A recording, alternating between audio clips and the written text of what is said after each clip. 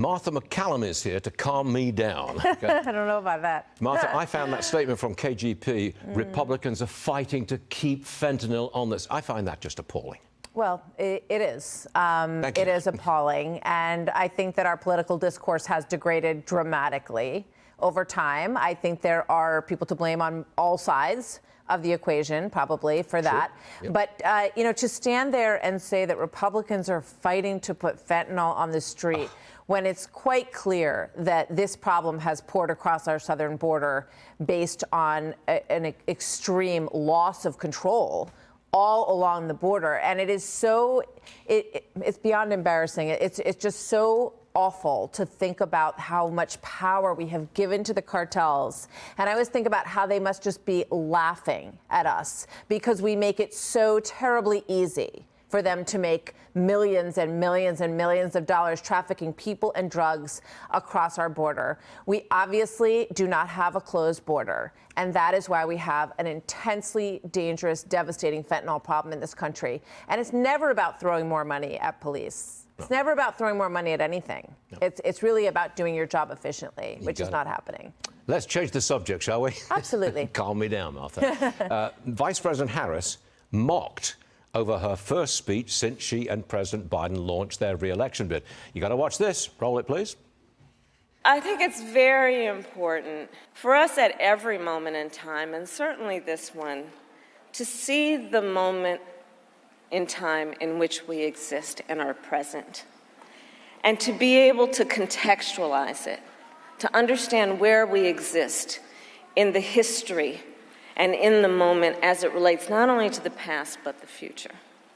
Sounds like a sociology class, doesn't it? Really? Was that her worst word salad ever? Yeah, I mean, can she just say something? I'm trying to figure out what she's trying to say. I have no idea. I'm willing to listen. She's the vice president of the United States.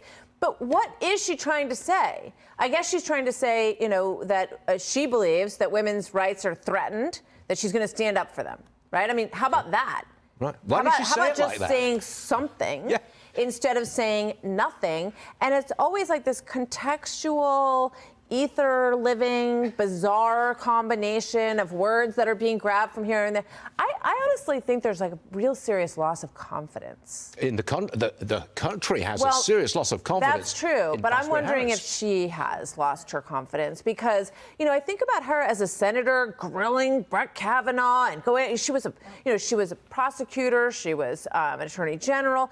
I feel like she used to be better at this kind of moment. So I'm not quite sure what happened, but they better figure it out because she's a huge piece of the re-election campaign. Yes. And she's a heartbeat away from the presidency. Absolutely. You can remember that. You're going to the coronation. It is a week from Saturday, I think. It is a week from Saturday. You're looking forward to it. I know you are. Of course. You know, I mean, it's always interesting to cover these events. They're huge, spectacular events, and I think it's interesting to follow it. Of course, one of the big questions is whether or not you're going to see that kind of enthusiasm for this as you did for the Jubilee, for example, and certainly the outpouring that we saw for the Queen's funeral. So right. Charles has been waiting for this job for 70 plus years. And I wonder if he can uphold the crown the way that his mother did. You know, it's one of the most important institutions kind of in the world, right? No matter what you think about it, you look at like the papacy, you look at the British royal family, you look at the American presidency, you look at sort of the big things that have mattered to Western civilization over time, right?